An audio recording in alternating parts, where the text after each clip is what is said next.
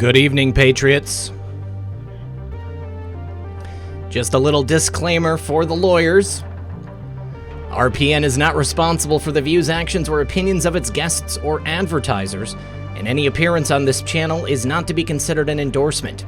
Information contained on this program is not to be construed as medical or legal advice, and the viewers of RPN are encouraged to do their own research.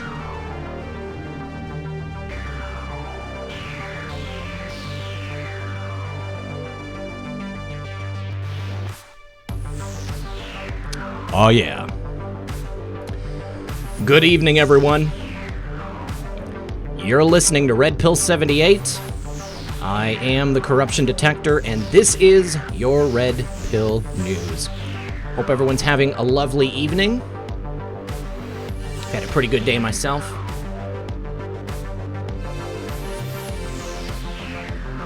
We've got a couple of top-notch researchers here with us tonight.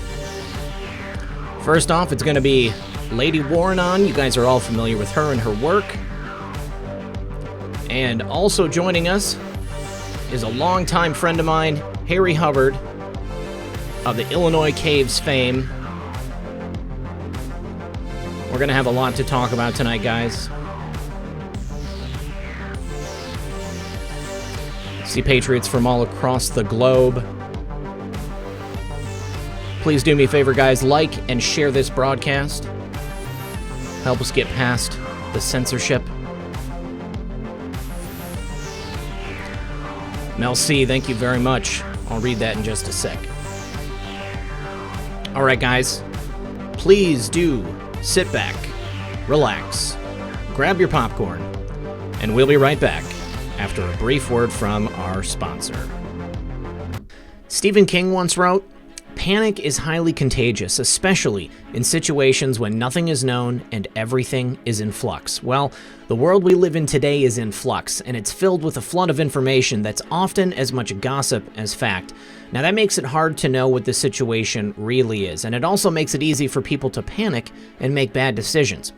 The only way not to get caught up in that chaos is to have a plan allowing you to avoid dealing with empty store shelves, long lines, and in the worst case, desperate people. Use today to prepare. A great place to start is storing food in your home, and I'm prepared myself, and I even ordered more recently. Now, the experts at My Patriot Supply have told me that orders have now reached about 100 times the normal volume, and they're shipping on a first-come, first-served basis. With this unprecedented emergency, orders are being delayed, sometimes 8 weeks or more. I urge you to add your order to mine today, because the sooner you order, the sooner you can get your purchase. Take action so you're ready for what's coming and save $70 on a 2-week emergency food kit when you go to my special website, preparewithredpill78.com. Those that know what's coming are preparing today. Go to preparewithredpill78.com. Once again, that's preparewithredpill78.com.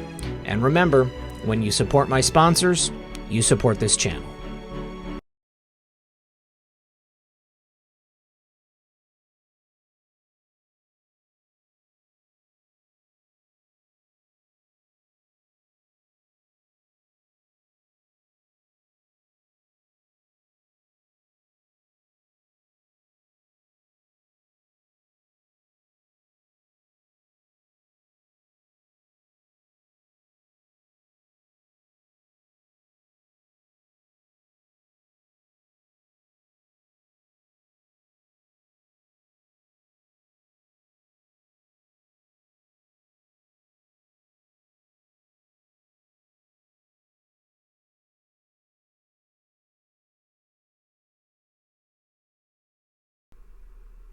All right, now it's working. Good evening, everyone. You're listening to Red Pill 78. I am the corruption detector, and this is yet another episode of Friday Night Livestream. Thank you so much, guys. We do have a slight delay, so unfortunately, I didn't see it until just now, but I got it fixed.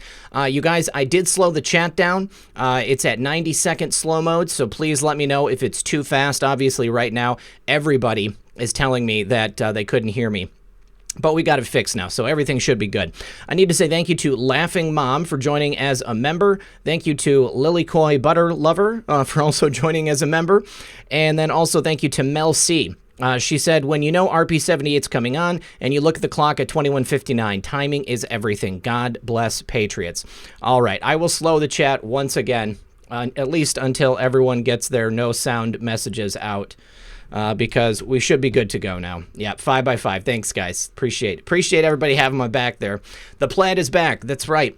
It's getting warmer out. I was wearing a much warmer plaid shirt earlier, and I had to take it off because it was just too much. I was getting hot in here. My heat is time to turn it off. I don't think that we don't need the furnace anymore. Gaffer Anon, thank you very much. He says hashtag sports ball jersey tagline, no ball left behind. I like that. I play sports ball. I'll put that on the front pocket. Also, thank you to Steve Richardson, and thank you to Eric Anderson. He says, it's our currency now. No more usury. Checkmate. Yeah, real quick, guys, before we bring in Lady Warren on, I did just want to pull up these posts, show you guys what we've got going on here on the board, and then I'm sure that Lady Warren on is going to want to throw in her 2 cents as well.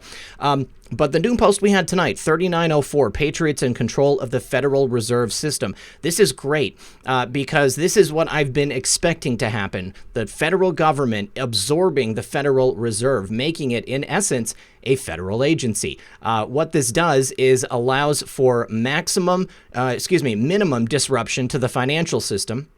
And it allows President Trump to take everything over. We've now bankrupted the Federal Reserve, essentially, and now the government, as the Treasury, owns all of that debt. So any debt that's out there is now owned by the government, and it's not owned by third parties, which is a really, really great thing.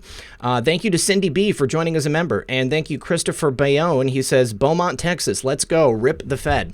So in the post, it says, this is not another 4-year election, and 4 is in the kill box.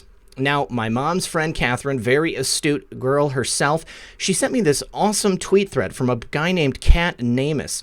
And I wanted to show you guys real quick because I think that he's right on with what he's saying. Let me get my camera over here on, there we go. All right, so it says, he asks, how is this not blowing up? He thinks that he's cracked the code on these on this countdown because we have had at various points numbers in brackets. So he says that the countdown began March 16th with 15 days. Then April 1st will be 10 days. April 10th will be 5 days. April 15th will be 4 days. And then the 3-day marker, he says, would be April 19th, with the 2-day marker being April 22nd and the first marker being April 24th. So does that sound like something big is going to happen at that time? I don't know, but it sounds like a neat theory, and it makes a lot of sense the way that he lays it all out. But here's the post that was included with the post from our favorite Anon, and it says, rest in peace, Federal Reserve. This is huge. This scheme essentially merges the Fed and the Treasury into one organization. So meet your new Fed chairman, Donald J. Trump, which is absolutely the best possible thing that we could hope for in today's world. Thank you. Also, Behold a Pale Horse. Dana, good news. Scott Stapp from Creed does not have the CV. Oh, you gotta love it. Scott, I'm glad to hear that you are CV free. All right, guys. Well, without further ado, please join me in welcoming our first guest this evening, Lady Warren on. Lady Warren on, how are you? I'm doing pretty good. How are you guys? Excellent. Excellent. Everybody doing okay, I hope? Yeah, let's get a 5x5 in the chat if you guys are doing good. Now, also, just in case you don't know who Lady Warren on is, I've got her Twitter handle in the description of the video below, but I'm also going to drop it into the chat so that you guys can go ahead and give her a follow if you're not already. Lady Warren on, real quick, before we get into anything else, do you have any theories as to the countdown that our favorite Anon has been posting with that 4 that showed up in the kill box today in that post? No, actually, I was kind of doing some digging on an executive order last night. I was up kind of late. So, Okay. Which is that the president, I looked at one of the executive orders because everybody's talking about the pork and the new bill, for coronavirus relief. I was like, there's no way the president is going to let this fly through. And so I dug up another executive order dated 20th of December 2019, where he can bypass Congress and reallocate those funds to wherever it's needed. The funds are going to go where they need to go. Don't everybody panic. Yeah. Because I researched this. It took me a couple hours of digging to find this and going over Q posts actually. So, but as far as the countdown, you know, I'm thinking between the 10th and the 20th of April, there's going to be huge stuff happening, and people are talking about 10 days of darkness. Yeah. Might be right. It might be right after that. Okay. All right. I'm kind of thinking the same thing myself. You know, yeah, timelines change, so right. There's a lot going on right now. People want to get back to work, and believe you me, it is not as bad out there, near as bad. This guy went and walked down in front of Presbyterian Hospital in New York City. A lot of people were like not allowed to talk. The ambulances were sitting there. They had plenty of beds. There was no all this coronavirus stuff. There were no ambulances coming and going. At the time of day he was walking, it's hard to tell in the city because everything's surrounded by buildings, what time of day it is sometimes. Right. But there were a lot of people that just weren't allowed to talk. Cops telling me I had to get off the sidewalk and couldn't talk to anybody. But it's not, it's most of it's a lie. It is a flu bug. Yeah. It's actually more of a head cold. I had it actually in February. I had it actually, my daughter and I, in 1999, we had coronavirus. Yeah, it's been around for a long time. It's one of those things people don't realize, and it's just different forms at different times. Now, I don't know if you're referring to the same video that I saw, but I saw that Project Veritas put out a video where James O'Keefe and a couple of his people went in and tried to get tested. They were told that if they had certain symptoms, they could walk in, they could get a test, and then they went in and they were actually turned away. And they were given a couple of different stories at several different hospitals in New York City. At one they went to, one of the security guards was saying that babies were being born with it and that the hospital room was just overrun, that people were sick. And then they went into the hospital and there was, the beds were empty. There was nothing going on. I'm sure you heard that Governor Cuomo just got busted with a whole stockpile of ventilators. They've been saying that President Trump and the administration haven't been getting the respirators and the ventilators to them. But then it turns out they've got over 10,000 of them sitting in storage someplace. Well, there's more than that. They're busting people with masks, ventilators, and I mean, Justin Trudeau had enough that he sent 17 tons of supplies, get this, to China. Wow. Why would he? They don't have enough already? You don't even need that. Why? But they found some 5,000 of the masks in a crypt in an Episcopalian church in D.C. I did hear that. Happened to be in a crypt underneath the church. Wow. And then somebody had 39 million of them in Los Angeles. But see, these were stockpiled during H1N1 during Obama. And believe me, there was not even a vaccine for that worked until probably about 6-7 years ago. Oh, right. It wasn't actually one that worked. Yeah, I mean, and the response from the administration at that time was basically non-existent. I mean, if I'm not mistaken, there were in upwards of 1,000 deaths before anything was done, and it was 5 or 6 months before they did any kind of a travel restriction or even warned people that there was anything going on. I need to say thank you to Lindsay Lass. Says Deep State won't take this going down. Heads up for FFs. I think that is some wise words right there.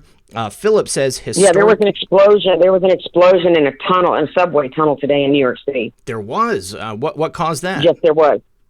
I don't know. Those tunnels are pretty well guarded, but see, there's not very many people on the subway right now. Yeah, that's what I'm wondering. I mean, I wonder if because they're not running, maybe like the machinery got caught up, or if it was something that was done on purpose. That's what I was getting at. Did they give a reason for it, or does it look like it was done by covert methods and meant to look like something else? I think it was meant to derail the subway to keep people from going back to work. Okay, that could very well be. But what people don't understand is the people that go down there and fix the tracks and all that, they're quick. That's New York City. They're fast at doing everything. Well, they have to be. You got a bad mayor, you got a bad governor. You got De Blasio is just a complete and total. He's just what he is a yes to the mob bosses, and the union bosses and the mob bosses are the same. I had a mob wedding actually in New York City. You the did? mob bosses are very serious. Yes, I did. It was actually kind of fun. They're my ex-husband's friends. Okay. But they rolled out the red carpet for me. I was a little mafia princess. Oh, they did me all kinds of favors. But they, they're very serious. It was fun. It was a blast, actually. I bet. I had bodyguards everywhere. I had bodyguards everywhere. And my dad stopped security military police, and he had fun with them. let me just say thank you to Philip. They had information on my whole family, by the way. Oh, I'm sure they must have if they're going to let you enter that kind of life. Hold on just a second. I need to say thank you to Philip. He said historic times. And then Patricia Furlong says 10 days dark. Is this happening? Here's the thing, Patricia. When it comes down to it, we don't exactly know what that means. I know many people have interpreted it to mean, some type of shutdown, perhaps 10 days where the internet itself is shut down. I mean, I think that's literally been said in the post, something about the internet getting shut down. But in all honesty, it could be more than one thing. It could be a couple of different things. I mean, technically right now, a good portion of the United States is on lockdown. So, this is about as close to a total shutdown as we've been to in my entire lifetime. Well, Lady Warren, I wanted to have the people get to know you a little bit. So, people see your work online. They've seen you in the posts, and they know that you're a great digger. Good job on finding that executive order. I saw that earlier today, and that's huge because many people are very upset about some of the pork barrel that was put into the bill that was just signed for the CV-19 relief. And with that executive order, it makes it pretty clear that the president doesn't have to spend that money in the way that the Democrats are hoping that they will. And then somebody else I had seen went through the bill line by line, and they couldn't add up the total to the $2 trillion. There was still something like $760 million that was unaccounted for. So, where is that money going to go? How is the president going to use it? There's a million different questions. But how did you get into doing this research and following these threads? Well, actually, I had this little flip phone a couple years ago, and it was like 2 by 3 inch screen, so everybody was really tiny. I used to watch Praying Medic, In Pursuit of Truth, and a couple other people, and I found What is QAnon? Immediately, as soon as I heard the video, and I watched Plan to Save the World. Plan to Save the World was hard for me to take, let me tell you. But I knew Q was real because my dad has Q clearance. He had many Q clearances. He was one of JFK's right wingmen for Air Force One. Truman and HHH. As a matter of fact, we went to the NCO club with Hubert Humphreys when he was on the campaign trail. Our family, another family in the Secret Service. No, it's all military cops anyway, but it was just the Secret Service. No military cops there except my dad and his friend. It was those two families. And so, I've been around a lot of people. I've done a lot of things. I've been in the medical field. I taught. I was a Hollywood actress. I had my own television show. I was never auditioned for a movie part. Always got parts given to me because I was good, not because I did anything untoward, because I always took the high moral road, but because I was known as the best actress in the business. But I've been in many fields. I've worked undercover. I've done all kinds of things. But, I knew Q was real immediately. I always pray about everything. It was always the same answer, of course. I knew it from the beginning. And, it was just a long time. And then finally AT&T did something where they were overcharging people, and I had to get a new phone. Okay. Then they messed with that phone. Then I had to get a better phone. I've actually learned in the last couple of weeks of this coronavirus stuff, I've even learned more stuff about my phone, which is good because I don't have anyone to teach me, but I've always been a researcher. I've always been a researcher. Can we talk about your dad just a little bit? I think a lot of us have heard about Q clearance, and they know about it. But what specifically did your father do in the government? He said one of the things he did, he was on Air Force One with JFK. That's very impressive. I think that I'm sure that you have some cool stories about that. But what was your father doing? Can you tell us what he worked on? He was top security military intelligence. Okay. And we went to military schools, and we saw things and learned things. As a matter of fact, that's where I started learning to code and decode. They started teaching us that in first grade. Really? Wow. Yes, in first grade. And I was a straight A student and everything. I loved school. That was my, there was a lot of crap going on at home. You married, my dad is a military cop.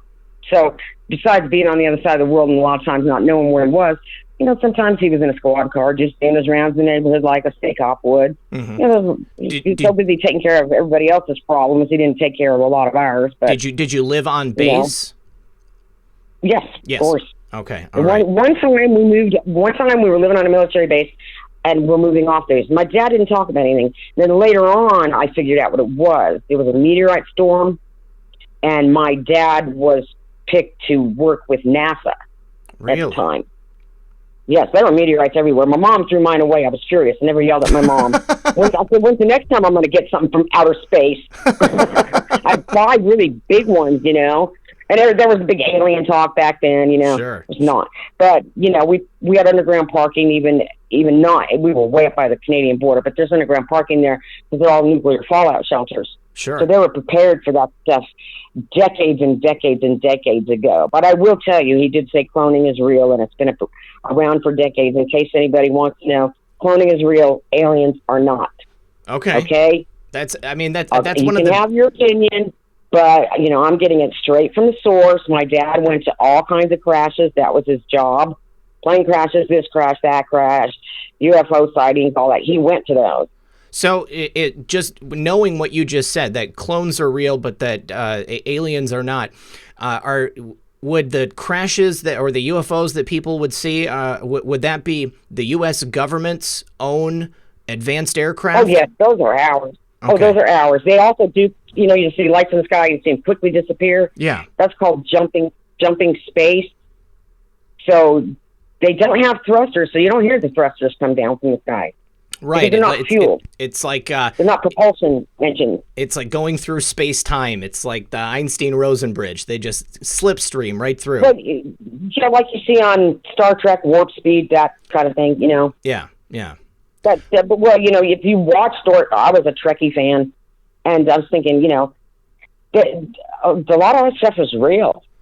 Can you tell us any super cool stuff that your father worked on? Or did he show you any technology or anything like that? Or did he bring anything home? He was not allowed to do that. Right. Okay. But, you know, I talked to my dad. I'm the only person in the world my dad will stay on the phone with. He hates phone. We talk about all kinds of stuff. He's 87, so, you know, he's kind of fragile. So he's still alive. Thank God he's healthy. He's healthy. And let me tell you what, he lives in upstate New York. And let me tell you something. They have 0 cases where he lives of coronavirus. 0. Yeah. Nobody's sick. Nobody's sick. Do you know anyone in your area that has tested positive? No. Okay. No. I'm pretty sure I had it last month. Yeah, I was pretty sure that I had it. Sore throat, a massive headache. Yeah. I had fever, chills, and it lingered for a while. But what I had was pretty much a bad head cold. But, you know, my dad and I were talking about this virus. I said, well, the virus is real, but the rest is a hoax. He goes, right, the virus is real, but the rest is a hoax. Mm-hmm. He knows because he was tasked to find these things out and get the intel to the Pentagon. Mm-hmm. I can trust anything he says because he's not going to lie to me. Well, that's fascinating. I mean, even more so because, I mean, my father passed away 10 years ago. So to even have somebody who lives such a rich and storied life and to be able to discuss it with them, that is very, very interesting. I just need to say thank you to a couple of people. Rebecca Miller says, P is for propaganda. Due to pseudo-Masonic lodge. Watch Godfather 3 closed caption on. Towards the end, Michael speaks with his nephew. He blames the whole mess on P2. Researched P2 and P3, and it's bad. Rebecca, that's pretty cool. I will definitely look into it. Sealy515 says, hello from rural Illinois. My mother, Sheila C., watches you and thinks you're cute. Thanks for the great content. When we go well. Hi, Sheila. Thank you. Richard Kruska says, they announced the Mercy and Comfort are not going to be used for CV victims. The elite should be scared right now. Yeah, that's definitely something that I saw as well. Carrie Duncan says, RRT OKC on the front lines. Prayers, please, for the Patriots. Yes, definitely. Please pray for the Patriots. Hey, I see my buddy Whitehat's in the chat. Thank you so much. Slipsters, good to see you too, buddy. And then WitchyPoo22, Patriots are in control of the Federal Reserve System. So, yeah, this is actually something I wanted to get your opinion on, Lady Warren, on. You know, I've been thinking for a long time that this would be the best way to end the Fed in its current, form. By absorbing it and nationalizing it, making it part of the federal system. So now the Fed is owned by the U.S. Treasury, which is now makes it a federal agency. What do you think is going to happen with that? I mean, are you one of these people who knows about NESARA? A little bit, yeah. Just put it this way: they took Trump and the Q team. They took over the Fed. They already did it. Yeah, they already did it. They took over the central banking system, and the president went to see off the U.S. Navy Comfort. Was it today? Yeah, Comfort and Mercy. Is it the Comfort? Which one's on the East Coast? I don't know which one is which. The Comfort, I think. Yeah, I know I think Mercy's on the West Coast, and I say West Coast, right coast. I'm sorry, that's where I'm from, the right coast. But yeah, he went to see the Navy ship off today. So there's something going on, and the elite are scared. They're terrified, and they're all looking at Tom Hanks. You've probably all seen that. Oh yeah. You know, they're looking to their leader, and they're scared. And they look terrible, and they are really, those who scream the loudest, like, what's that guy's name that was saying bad stuff about Melania? Michael something or other. He used to be on Friends. I don't remember, but there's been so many people that have had just terrible things to say about Melania. Yeah, well, Q said those who scream the loudest. And that guy, the guy who perpetually has herpes sores on his mouth, that guy. I don't know who he is, but I'll take your word for it. He's an actor. Yeah. He had a recurring role on Friends as Phoebe's boyfriend and a cop. He played a cop. He was actually really good in it, but he's a really nasty person. I believe it. I mean, really nasty person. A lot of people are in Hollywood. I just need to say thank you to Quantum. Appreciate that. Yeah, the cat was mewing. She made me pick her up. Chris Hawkins says P is for wussy. He's admitting he's a giant stinky man. Chris. Colleen DeLima said, Red, please dig and expose ID 2020.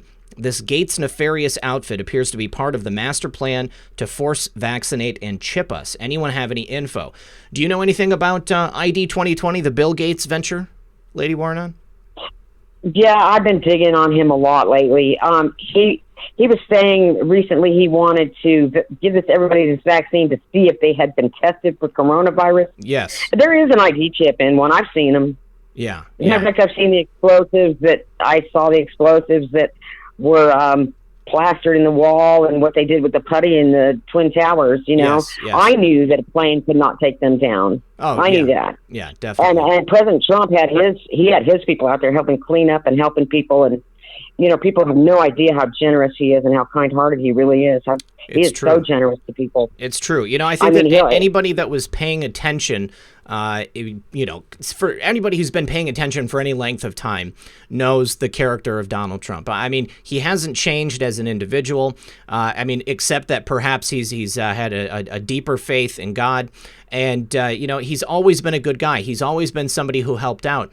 And they used to recognize him for it. But as soon as he decided he wanted to run for president and they knew that they weren't going to be able to beat him, then they had to go ahead and try to destroy his character.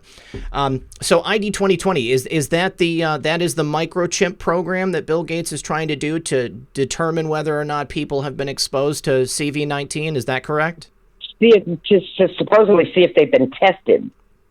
Okay. So what it is we'll test you, we'll give you the vaccine, and that's the people he knows are tested. Okay. So, yeah, it's a tracking program. What do you think about... That's exactly what it is. What do you think about Bill Gates having stepped down as the CEO of Microsoft right in the midst of this time? Because it's obviously, I think, that he's part of this entire cadre of CEOs that have been forced to step down.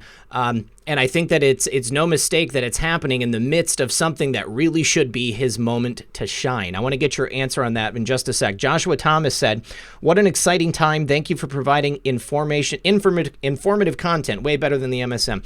Thank you very much, Joshua. I appreciate that. And Alicia Rice says, "Love your Red Pill. Keep doing what you're doing. Where we go one, we go all." Same to you guys. So yeah, so what do you think is next for Bill Gates now that he's been forced to step down? I think he's going to get arrested. Either that or the military's going to just take him out. Because he's connected with the head of WHO, and the head of WHO, he calls himself doctor. He doesn't have a medical degree. He's linked, Cute Blue Sky Blue has a thread on who he's linked with a terrorist group. Really? In Nigeria. Yes, he funds terrorism. What they've been doing is they always say, well, we don't have tests, we haven't done a study because we don't have funding. Don't ever believe that. They wasted 87% of $40 billion on themselves, shall we say, and just spreading it around. Fauci's in there, Dr. Merckx is in there. They're all deep state. Oh, yeah. They're definitely. all being forced. Well, you see how Fauci's not very happy right now. No. But as soon as President Trump said, we know where the virus came from, Bill Gates, all of a sudden, suddenly the news comes out, he steps down. Yeah, yeah. So exactly. It was Harvard University, the deep state university, and Wuhan Laboratories, and Bill Gates, and the head of WHO, and Fauci, and all those people. They planned this years ago, because in the early 90s, I asked my doctor, I was using some Lysol wipes on something, or Clorox wipes, I used to take it to the laundry room with me, more in my apartment complex. Sure. I looked at the back of it, because I'm a label reader, and I said, coronavirus. So I asked my doctor what it is, and he goes, basically a head cold. Mm-hmm. Yes. I'd never heard of it. And that's what my daughter and I had. But they were planning this since, 2009. Well, I mean, Bill Gates has been kind of hinting at the fact that this was going to be the next big epidemic. I know that he gave a TED Talk, and obviously also Fauci gave an interview right at the beginning of Trump's term, and he stated explicitly that there was going to be some type of an outbreak related to this. That's... He called it a surprise. He had no doubt that Trump would face a surprise pandemic. Right. But the thing is you saw that Payne's Angels video. He's a great guy. Yes, he is a great guy, yeah. Yeah, he made me a beautiful Bible cover, sent me a Bible for Christmas. It's gorgeous. He made the whole thing. Put it and everything. Yeah, I did all the leather work.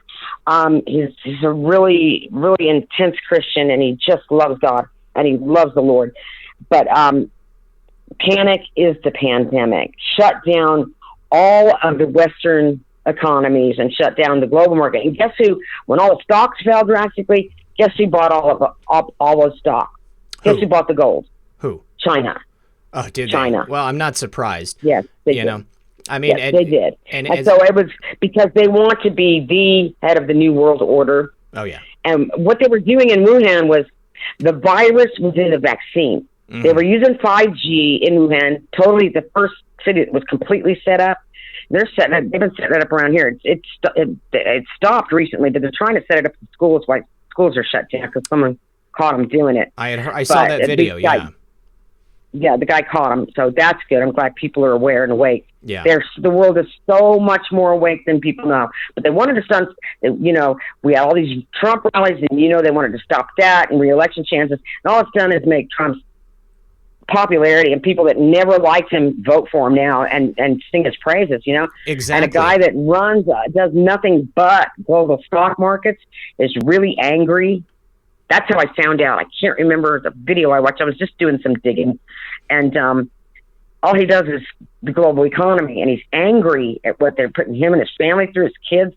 And he's the one that said that it was... I put it out there on Twitter.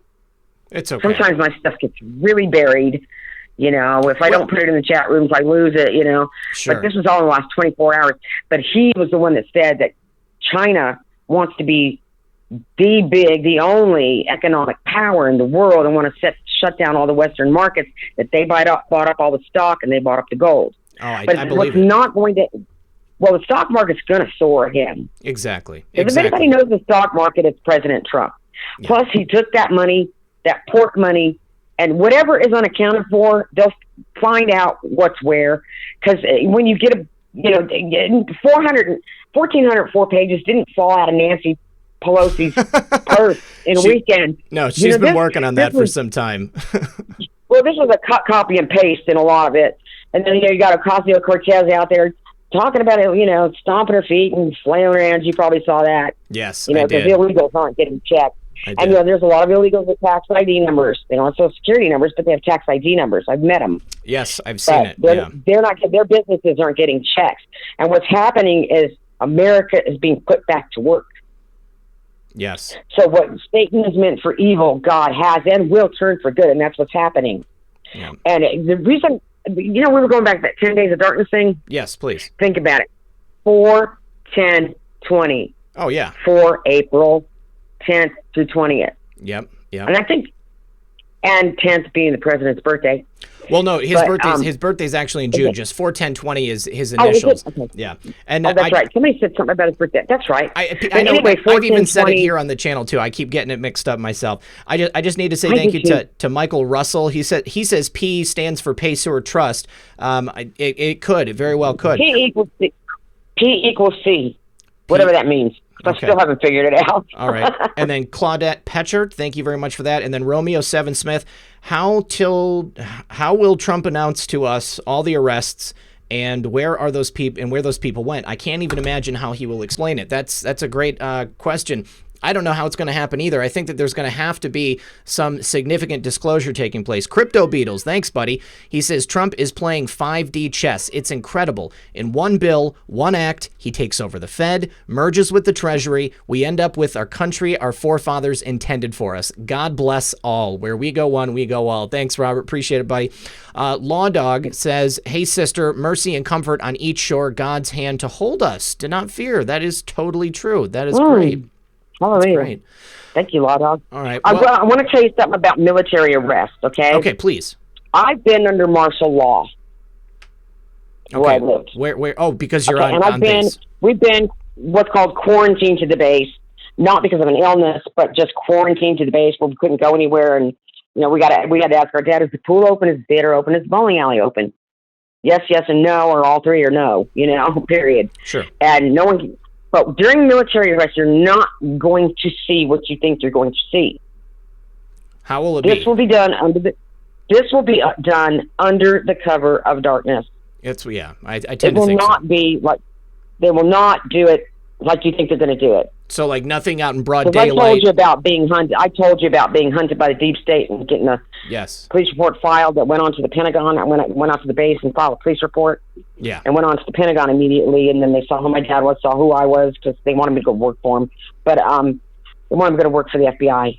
But anyway, what happened was everybody came out at night. U.S. Marshals, FBI. U.S. Marshals were everywhere. They'd only go through a drive-thru to get something to eat. But every single fast food place in the city knew they were out, and they were excited. They were happy about it because people were getting their town back. And I put a stop to them killing people for fun because, now the hunters become the hunted. Thank you, Lord, because you know what? I went through hell going through that. Yes. I really did. I went through hell. And people don't know what it's like to be hunted 24/7. They send kids out even. But you are hunted. You're allowed no rest, but people respected me because whatever I said was going to happen, happened. And I'll tell you who was big in this game and who funded it. Who's that? Wells Fargo. Wells Fargo. Wells Fargo. Now, are you talking about an individual at Wells Fargo, or are you talking about Wells Fargo as a corporation? Wells Fargo as a corporation. Wells Fargo is a central bank. Yes. Yes.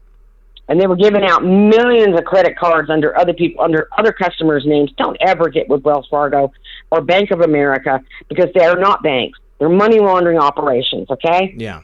But millions of people's lives were ruined because of this. And people lost their homes over it because they couldn't, and then people started looking stuff up and digging and finding out that people were ordering stuff online and going to restaurants and gassing up their car.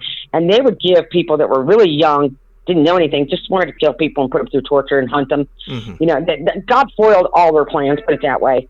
I was telling you about getting hit by a car for money. Yes, you did, yeah.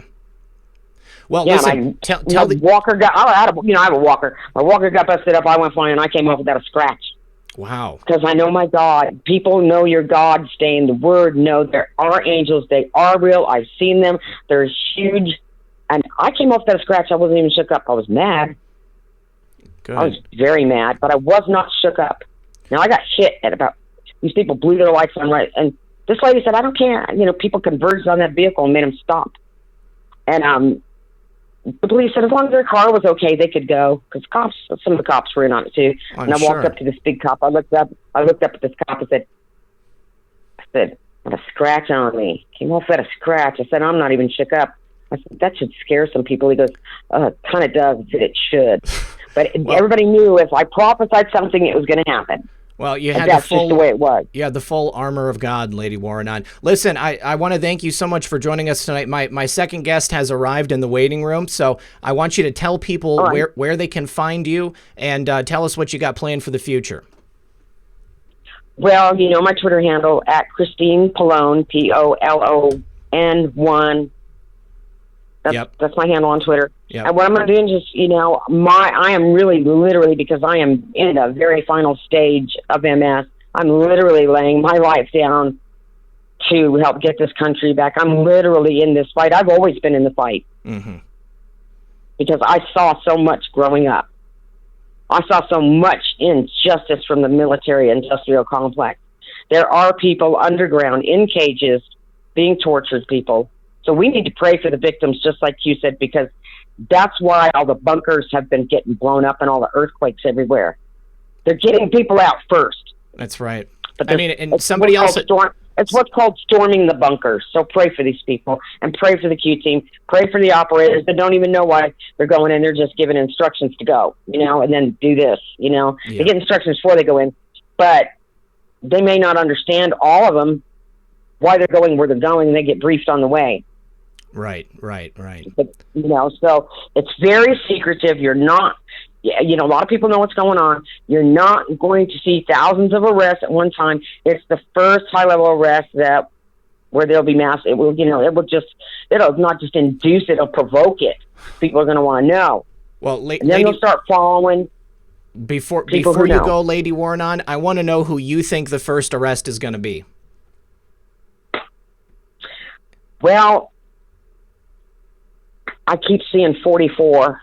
For you, okay? So Renegade, it's going to be Renegade, maybe. I think a lot of people are thinking it might be. Whoever it is, it's going to be somebody high up in our government. We've seen it with like Maduro, or what's his name? Nicolas Maduro, the terrorist guy in Venezuela. Yes, they got $15 million bounty on his and a couple other people's heads. Yeah. And all Maduro can think is to call Trump a racist cowboy. Okay, that'll work. Yeah. But this has been pre-planned. Barr knows about everything. He's briefed. He knows. But just be patient, because this has only been a few years. There have been thousands of arrests already. I have reported on so many of them. Yes. Many of them. We've had tremendous progress in the last 4 years since President Trump came into office, and I'm simply flabbergasted when people look at what's taking place in this country and they can say with a straight face that nothing's happening. I do believe that we are in the midst of it right now, and thank you so much for joining us tonight, Lady Warrenon. I appreciate you being here. Oh, you're welcome. Thanks, Rick. All right, we'll talk to you soon. All right. Yep, bye-bye. Awesome, Bye-bye. You guys. Follow Lady Warrenon on Twitter. She has a lot of really good digs and information that she does. We're going to be bringing in our second guest for the evening, a good friend of mine, and that would be Harry Hubbard, also another top-notch researcher. Harry was initially, Harry's done a lot of stuff in his life, but you would know Harry when it comes to something called the Illinois Caves. If anybody here is from Illinois, if anybody here is into ancient artifacts and forbidden archaeology, then you might know Harry. You might have even seen Harry on an episode of, what was that show that you were on? America Unearthed. Was it America Uncovered or was it America Unearthed? America Unearthed on History Channel. On History Channel. Okay, good stuff. All right, well, Harry, thanks for joining us tonight, buddy. What's going on? Well, brother, I am happy. I am so happy that there was a run on toilet paper. Because what if it had been the next aisle over, the sanitary hygiene napkins? Yeah. I mean, those shelves were full. They were packed full, and I was like, man, people know what the priorities are here. It's what's so funny is that the CV-19 doesn't affect your digestive system. And I couldn't believe that was the first thing that people bought. Cans and cans of vegetables and beans, and nobody bought any of the non-perishable food. All they bought was toilet paper. Well, see, my question is, what are they going to buy for the next pandemic? Well, we've got plenty of toilet paper. How about some of those, feminine napkins or something? Yeah, let's get a few cases of that, too. There you go. So, well, but Harry, anyway, tell the audience where your channel is. Yeah, I have also put that into the description below, you guys. The Illinois Caves YouTube channel or Harry Hubbard search, either one, it goes to the same place. Yes. Thanks to you, brother. Yeah, well, I appreciate it. So, people don't know this, but Harry and I know each other because we met. I was doing research. I was doing research on ancient artifacts and on places in America that perhaps were not publicized. And I came across Harry's information, sent him an email. He wrote me back, and we became fast friends. And we used to. I did plenty of work for him. I helped Harry with a couple of websites. I used to get him booked on shows and stuff. It was all over the world, yeah. And you produced videos. You filmed videos, a dozen videos. And excuse me, your audience probably is not aware that you designed YouTube pages and Facebook pages for many famous people. I did, yes. Which I don't 10 years publicize ago. just because I have non-disclosure agreements. But I'm the last one standing. Even though they had millions of subscribers, they ended up getting their channels. It's and true. I'm like, I walk real soft. I walk real soft and try to have no strike. But I still get videos put in jail. We've still got one that's been in prison, and I get stuff demonetized, and then they flood like a 2-minute video with 30 minutes of non-skippable ads. Yeah, but all of my videos, there's a skip ad in the front and a skip ad in the back, and I have to constantly monitor all the crap that they throw in there. Well, it's funny because what they'll try to do is take a video and then use advertising which subverts the content of that video.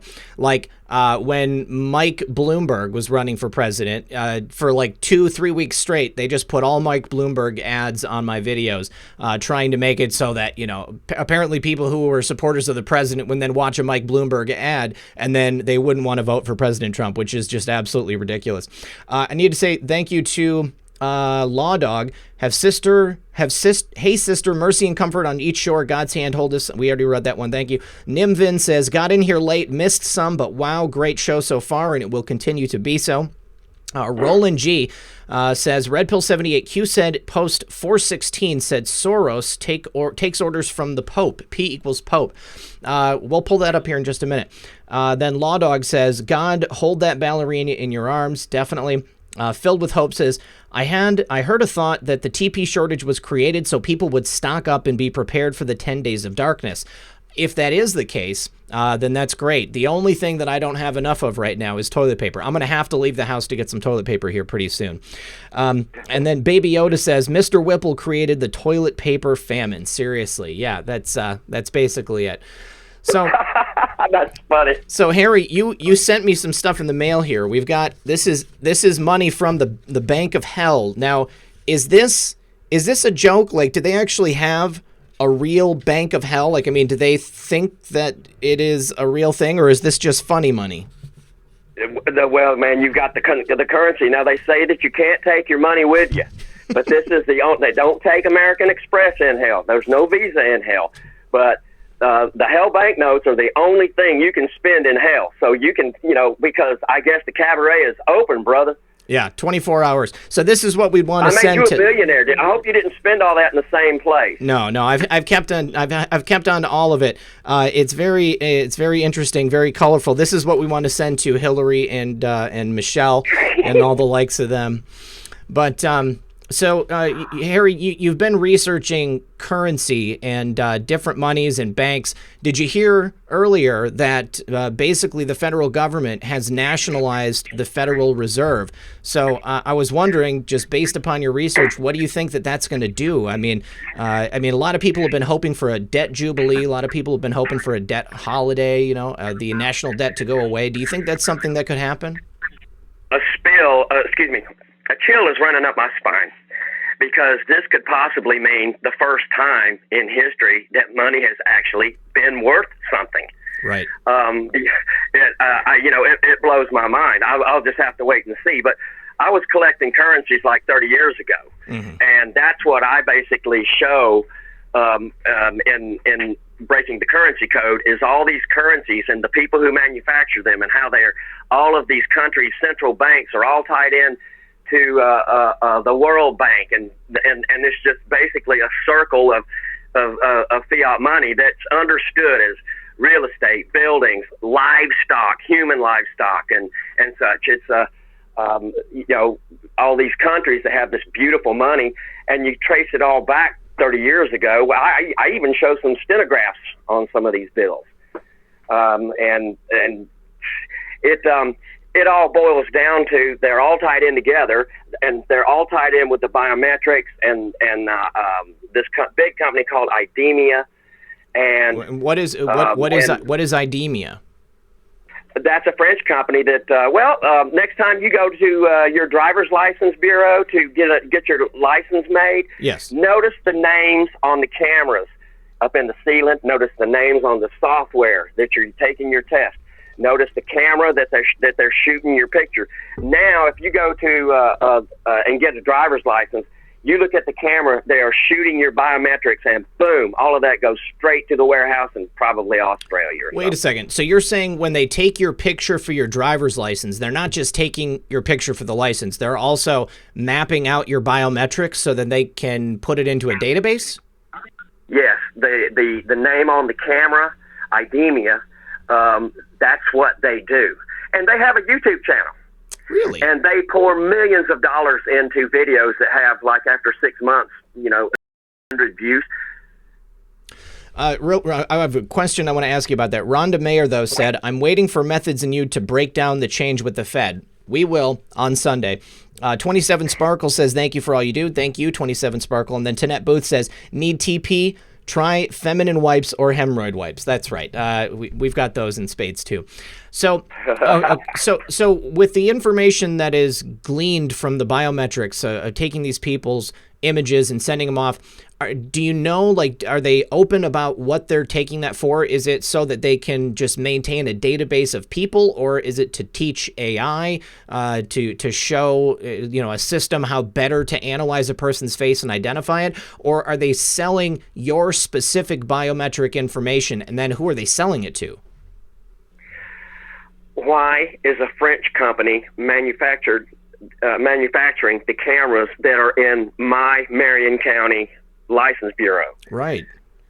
Yeah, I mean that's. I just show the evidence, and I don't know. I don't have all the answers. Okay. All right. So all we know is that a French company is taking our biometric information. I would be very, very interested to see who the end user is for that information. Are they selling it to governments? Are they, selling it to private spy agencies? I mean, there's all kinds of different places it could be going. But what about as far as the money itself is concerned? I mean, you said that all of these banks are connected. I mean, is it a loose association or is it a direct association? It's a direct association. It's IDEMIA, the same people that are getting your biometrics, they print money. They are the ones. So whether it's money here in America or Canada or any other country, they're the company that prints the money actually. I mean, because I think we've all seen B-roll footage of the U.S. Treasury, giant sheets of $1 bills getting cut into pieces. But that's not the case. This is all printed by a French company. They do. They also do credit cards, and many of your listeners probably have credit cards in their wallet that says IDEMIA on them or G&D. I go through several of these credit card companies, and show that they're also the ones printing the money, doing this, doing that, and issuing driver's license, bond certificates, banknotes, and they do it for like 150 countries. This one particular country, company. Okay. Wow, that's very interesting. I've always figured that it was the government itself, or I guess, I mean, you think the Federal Reserve is the one printing the money. Social Observer says, if the enemy is an AI, off-world, demonic, fallen entity, then who's to say Q isn't a rogue version of these same entities trying to redeem? I suppose we can't until we have some proof positive. We're not going to know for sure. Alan Barbado, thank you for that as well. Someone in the chat had asked if you knew how long IDEMIA had been printing money for these various countries. Do you know how long that company's been in existence? Yes, since 2017. They merged with Oberthor Technologies and another company, and those two merged together, and they changed the names occasionally, and they regroup. But the same company they're all tied in with Google, and they're not the only company that prints money. There's several. I go through them all in Breaking the Currency Code.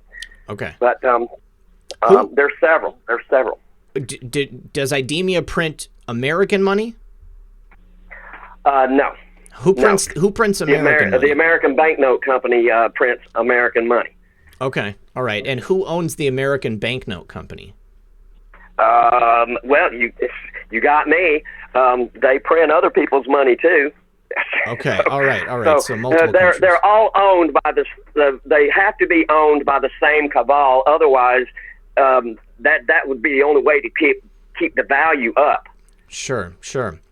Well, what do you think is going to happen now with the Federal Reserve being essentially nationalized? I mean, if the Treasury now owns all that debt, then then the Federal Reserve is just left holding the bag. I mean, how is that going to separate us from these global banks? I mean, the World Bank, from the Rothschilds over in Europe. I mean, do you know if there's going to be anything new that happens as a result? Money is only worth the value that you put on it. Okay. And the livestock, the human stock, the buildings, real estate, cars, trucks, commerce, infrastructure, power companies, whatever, they and everyone puts into it.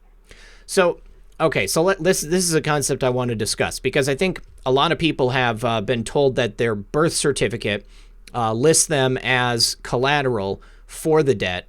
And then, of course, they do, futures like you said, cattle and vehicles, the economy of the future. This money is going to be made, so then it'll end up being paid back to the central bank. But do you know what the value of a human life is? I mean, do they have like a dollar amount that they ascribe to a person when you're born? Well, as far as that goes, not only they can follow your birth certificate, they can accurately, within reason, determine, especially over a percentage average, of how much you are going to cost between 50 and 60, or how much money you are going to cost the system between 60 and 70, on and on. But there's with as far as the value of human, it all depends. It all depends on what country you're from, how easy it is to obtain that human stock, be it little boys, little girls, women, men, and then you have organ harvesting, which is, big time. Oh yeah, I mean that's a big part of the Chinese economy. I've definitely heard that.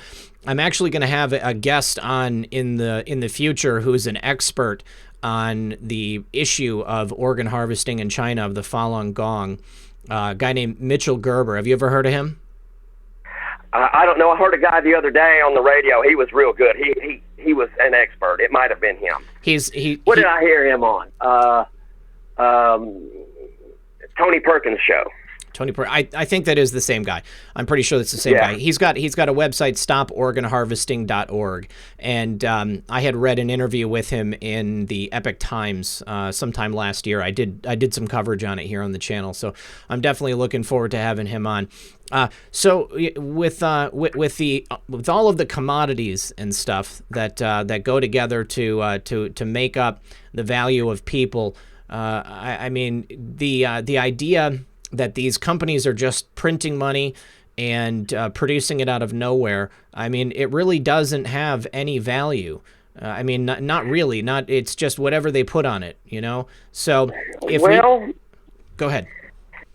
Kinda. It's a question. Okay, let's say you got a tiny island out in the middle of nowhere that has nothing but saltwater sand and some palm trees. And a politician from United States goes over and says, okay, listen, I will print you up some money if you let me put a hotel and restaurant over here, and I'll pay you $20,000 for that little girl over there, and we'll seal the deal. And they'll just go to some, inhabited island, purchase a big plot, put up a hotel, airstrip, whatever, and that's what gives that island's currency value. So do you have a real life example? Like, I mean, I know that there's a lot of different island nations out there, but I couldn't tell you one off the top of my head right now. I mean, the Philippines, I mean, a country like the Philippines, I mean, do they have their money printed in this way? No, it would be your real smaller countries, your real small countries. Maybe Micronesia? That are really obscure. And that you can't hardly even pronounce it. Well, I show several of them. The most obscure currencies in the world. I show them on, I think that was book 3, where I show these really obscure countries that have currency. And how in the world are they going to pay for it? What is the only way they could pay for it? Well, I mean, the only way that they could pay for it is if they have some type of commodities to trade, or I guess if there's some commerce so that they can assure that there's going to be a return on the investment in the future. But you're saying that the people are not just of value to get the money printed. You're saying that the people have value because we're talking about trafficking. Yes. Yes. That's the only thing that could be happening at all. All they have for natural resources is sand, salt water, and children. Fish too, maybe. And then they can go and pay money to the parents and hey, good job. Sure. See you next year. I need to say thank you to Mud Turtle for joining as a member and then upgrading the membership. Thank you, Mud Turtle. And then Coffee Nut Anon. Thanks, buddy. I appreciate that. Singapore. Singapore is a very wealthy nation, but I don't know what they do other than have like nice buildings. Filled with hope. Thank you for that as well. He gets it. So tell me some strange things that you uncovered doing this currency dig that you've been working on. Well, it's not like I did a dig on it. It's just I've studied currencies for the past 30 years and collected them, and I just decided to do a video on what I had, and I've got some later acquisitions from the later 90s and such. And you start looking at the names of the people that print them. And like Singapore's money is printed by a company, and it's stamped right there on the Singapore notes. Mm-hmm. And then you look up that company. Well, they're tied in with this biometric company, and they're also tied in with this credit card company, and they're also tied in with this central bank and this central bank. And the Bank of Singapore doesn't have anything to do with any of it. So the Bank of Singapore, now, do they have a national bank? I mean, is that like a privately owned conglomerate bank, much like the Federal Reserve is here? Or is that owned by the country of Singapore? Yes, and that's just one country. That's just Singapore. But yeah, I show some Singapore money in one of the videos, and I show you the name of it, and then we look at the names, and I show online their websites, and some of their websites are pretty dark. You don't want to be too deep into it, you know. How come? What do you mean? Well, they'll be like in German, and then you have to accept cookies. You have to put your name, email to get to the next page or to watch certain videos. Okay, so they're going to be collecting information on you. They're not going to let you into their video vaults unless they know who you are and what you're doing. Right. Well, I mean, you can't. It's not like you can go to a company like that and just ask to source some currency paper. I mean, is it a global standard for the paper or anything that's used to make currencies, or does each country have its own specific rules and regulations related to it? That's a good question. No, there's several companies that actually make the paper. Okay, so I show them some of. Oh, hey, we've been making currency paper for the United States since 1860. And that's what they say on their webpage, and we are the experts. And then you go, then there's another one, and another one. Well, if they make paper for us, they can make it for anybody else. But I do measurements of the paper. We go into ultraviolet lights. I show some beautiful. That's why I call it the beauty of fiat money, is because some of it is just absolutely gorgeous. So you're talking about the security features and stuff like that. Well, yes. The bills themselves, the artwork, the history, the inks, the dyes, the paper. Yeah, it's just beautiful stuff. The watermarks.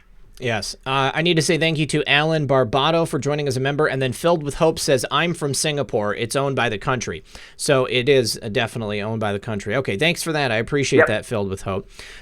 So, Harry, let's talk about your work with the caves and with the various artifacts.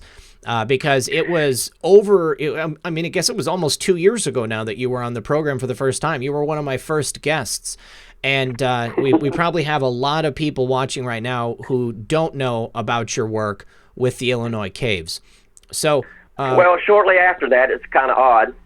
I released a 10-part series on Egyptian artifacts with original decipherments, I think I show like 200 Egyptian artifacts in a 10, because you told me don't make it long. It was like 5 hours. and people on YouTube have a short attention span. Yeah, but you produced it, and I think you did. Well, you produced so many, I don't know, but yeah, I forget. But and then when I released them, I lost like 250 subscribers.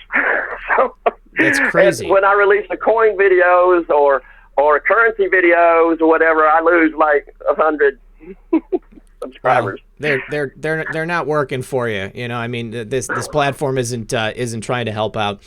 Carol Blitz, thank you for that. And then Verified User, what do we need to do different in our daily banking lives? How does that change? Should we close our accounts? Well, Verified User, I think that one of the things that a lot of people do to make sure that they don't end up holding the bag because of a banking crisis is by getting their money diversified. You can own property. You can get into cryptocurrency. I actually have some information about cryptocurrency I'm going to be releasing in the upcoming days. That's a little preview. But also art and artifacts, I think, is also a good way to do it. Not financial advice on any of this stuff because I don't necessarily take my own advice. But yeah, I'm just saying that there's a lot you can do. Harry, do you think that if there is some kind of flip over with the Federal Reserve, do you think that the money that we use is going to retain any value at all, or would we do something different? Would we need to start over? I have no idea. I am not an economist. Yeah. I just follow currencies and currency trends. Yeah. And for instance, I do the history of it, like severity of the scarcity. Anyone who is a gold stacker or collects American gold coins or proof sets or something, anything like that, any kind of gold stacking. If you buy gold and you want to sell it, whatever, watch severity of the scarcity, because I show you just how scarce gold is and what it, who sets the price, everything else. Well, that's an interesting point, is that the price of gold and silver are fixed. I mean, they've kind of been pretty stable for a long time, whereas, you see inflation and deflation in regular currencies. But I mean, have you ever done any research into like the actual value of gold? Because I've heard many people say that gold should be worth a lot more than what they say it is now. It's about $1,600 an ounce, if I'm not mistaken. Well, you have mining processes and this and that and whatever. Cost about the same to process silver, actually. Right. But I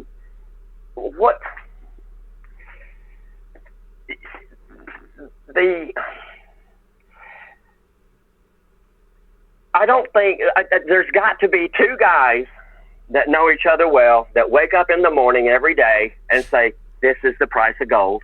And they put it out all over everywhere. Everybody's email. In the old days, it was teletype.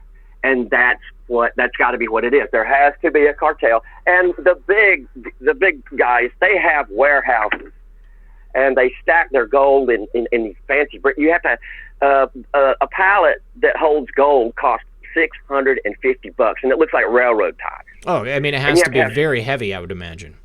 You have to have special forklifts, special places. You have to provide security for it, and it sits there, and you've got a $100,000 machine to move it, a warehouse full of gold with on $650 pallets, and you have special shop, super security, and the gold sits there. And does it gain any value for the money that it costs to have a guard around it 24/7? No, it's just sitting there. It doesn't. Yeah, it doesn't.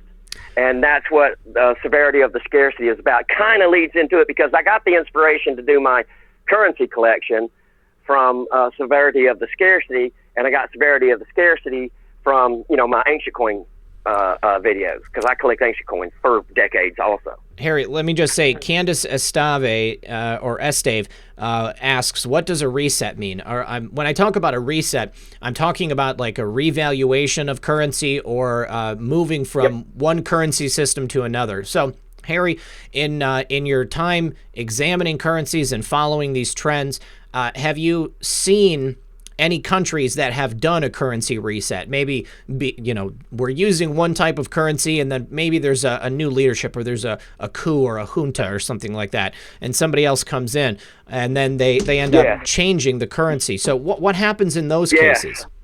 Yes, all the time, all over the world.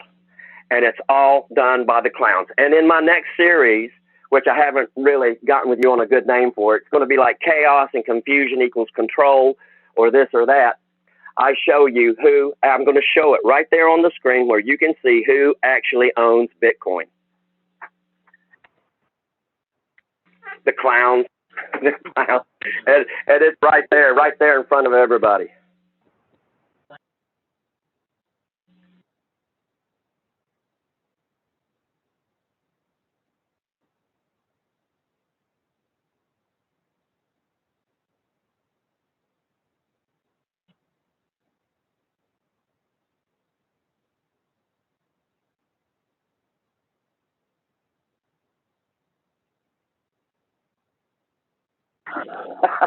and all of a sudden, overnight, this cryptocurrency took off, and it was all over the World Wide Web. It was had an attached value that was floating.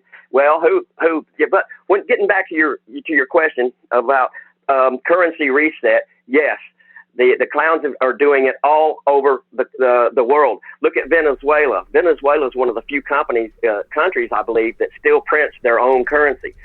And they have no coinage. Did you know that? Venezuela has no coinage? No, there are no Venezuelan coins. Because 10 years ago, they were worth more as scrap metal than they were coins.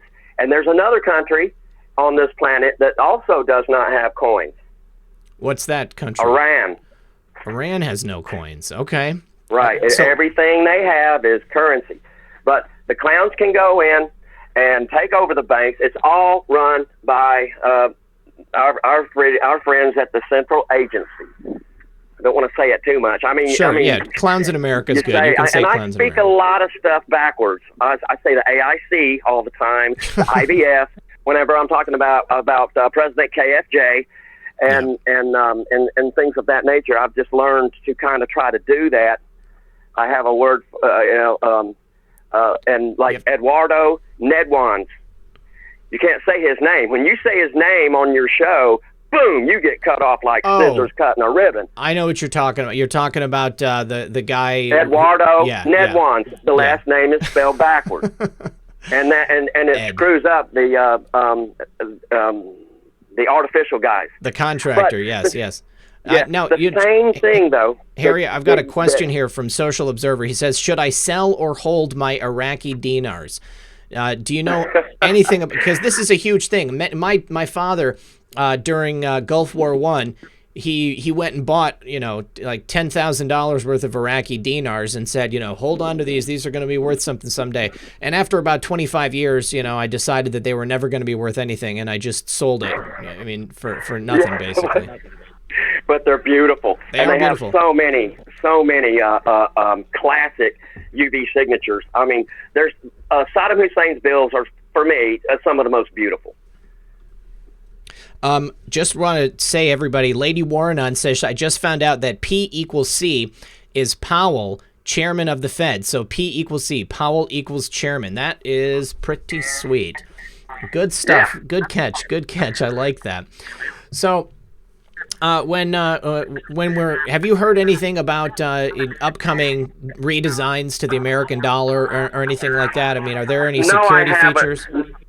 No, I haven't, but I have been calling for a reset, a reevaluation, exactly like you explained it, since, a few years ago or so. That's what's got to happen. I mean, because the trillions and trillions, who do we owe the money to? We have the buildings here. Oh, we owe. Okay, so we're borrowing money from China, and they're getting an extra $280 billion a year from us in commerce. Well,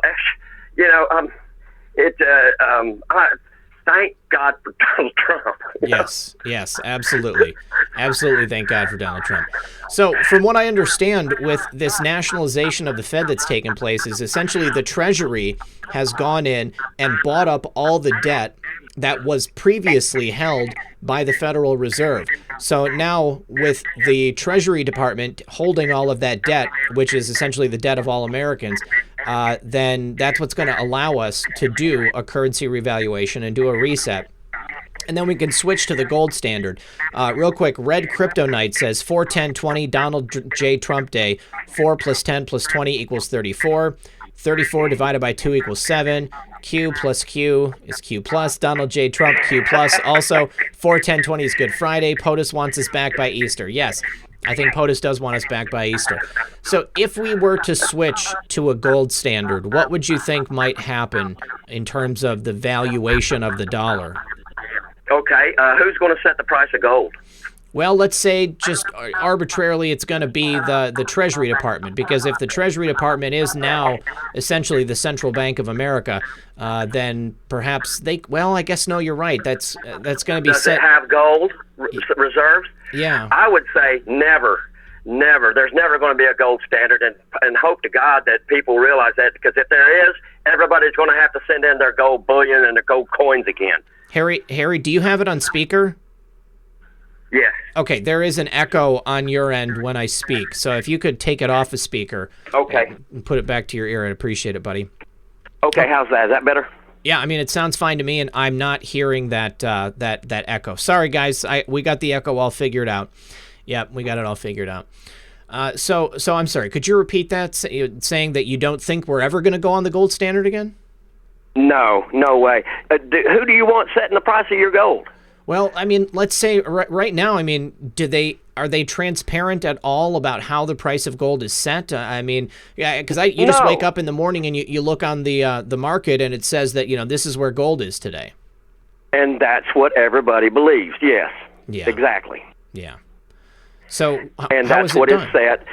And if they called all the gold coins in before, but a lot of them didn't make it in to the Treasury, but a lot of good people sent in. I show all the statistics and the severity of the scarcity of all the people, how many millions of dollars went back to the U.S. Treasury. So when I have all the statistics there. This was back in in the 30s? 33. Okay. So what happened? They called in, asked for everyone to turn their gold in, and then did they give them cash for it? Yes, and they turned in their at $35 an ounce, and they also had to turn in their gold certificates. And now you can buy those same, they turned in, all these fine people took their gold certificates down to the bank, were paid face value for it. Mm-hmm. They sent those gold certificates to the Treasury, and they were supposed to be burned. Well, now you can buy as many of them as you want to in pristine condition. And how is that possible? Okay, everybody sends their bills in. Whoever gets them sits on them for 50 years or 30 years. Boom, just start selling them. Because even in my currency collection, when I had gold certificates, my dad's looking at it and goes, "Where'd you get these?" I said, "I ordered them from this catalog here." He said, "Man, those weren't around when I was in my 20s and 30s." So you're saying that people that worked for the government that were supposed to be destroying these gold and silver certificates, they just kept them and then sold them later on? If you're looking for the best hedge against inflation, it is a third shift job at the U.S. Mint. That's the best hedge against it because, and they, right where the back door is, boom, same thing with the currency. That would be pretty sweet. I need to say thank you to Crypto Beatles again. He says, talked about Bitcoin and got muted. Can you please repeat your thoughts? Yes. Here's the thing. Bitcoin, I had heard previously that it was invented by somebody named an unknown Japanese professor that nobody ever heard of before. Satoshi Nakamoto. I've always thought that name was, not necessarily a real name. I think that it was something that was made up. But when computer genius, there was, definitely a code monkey, somebody who knows what they're doing with the keyboard.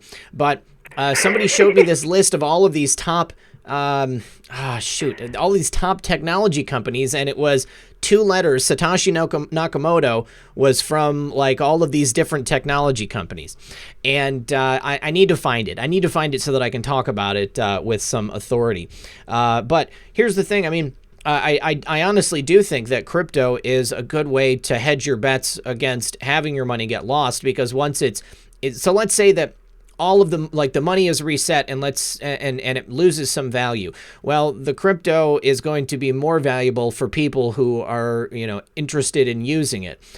So I don't think that the crypto would crash in the same way that the dollar itself might crash. Tyler Hansen says, RP, have you or your guest seen the Great Awakening map? I think I have, Tyler. I'll go ahead and look it up.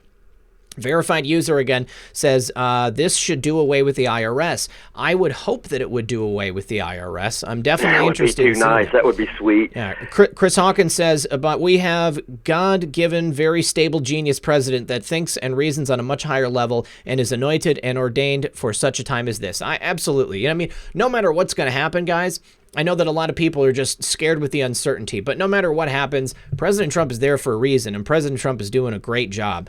So I'm not worried about it. I think that if we do have a currency reset, I don't believe that President Trump is going to leave us holding the bag. I was watching something earlier today, a video that my girlfriend had sent me, and this gentleman seems to think that the what we're experiencing right now, CV-19, is cover for the fact that the global economy has reached its end. I saw another tweet from a great researcher, Audrey's observations on Twitter, and President Trump in 2015 had said that when the U.S. national debt reaches $24 trillion, that's the point of no return. And right now, we're at like 23 trillion and change. So we're almost at that point. So we very well could be at a critical mass. And I don't think that it's going to spell disaster. I think it's going to spell just complete and total nationalization, and then the United States is going to set its own monetary policy. Social Observer says April 1st was the true New Year's Day, according to the Gnostics. Romans and Saturnists called you a fool on that day when they changed the calendar. Okay, that's pretty interesting. Very cool. Very, very cool. So, go ahead, Harry. I want to point out that, and I think you remember back in March of 2016, I was deathly ill. I had this flu that turned into something really heavy, and it was morphed into some kind of form of meningitis. I couldn't move. I lost all my right arm, and I was laid up for 32 days, and I was miserable. And I got over it, and I said, never again. Yes. I'm not going through it. I cannot go through that again. I was totally exhausted, couldn't keep anything down. That could have been some kind of coronavirus, but it was a flu. I had high fever for days, and then it would go up and down, up and down. I'd think, okay, I'm breaking it. No.